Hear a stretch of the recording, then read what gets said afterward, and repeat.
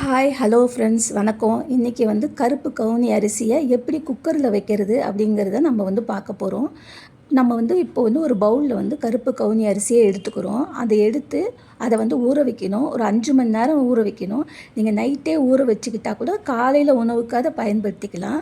அடுத்தது மிக்சியில் போட்டு நல்லா அரைச்சிக்கணும். ஒன்றும் பாதியமாக அரைச்சா கொஞ்சம் நல்லா இருக்கும்.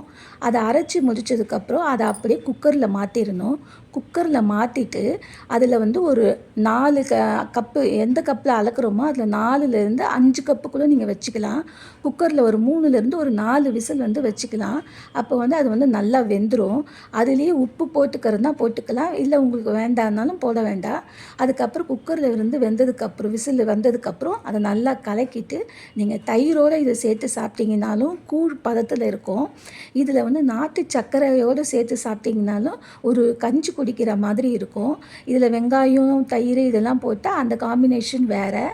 இதை ஒரு முறை ட்ரை பண்ணி பாருங்கள். உங்களுக்கு பிடிச்சிருந்தால் லைக் பண்ணுங்கள், சப்ஸ்கிரைப் பண்ணுங்கள்.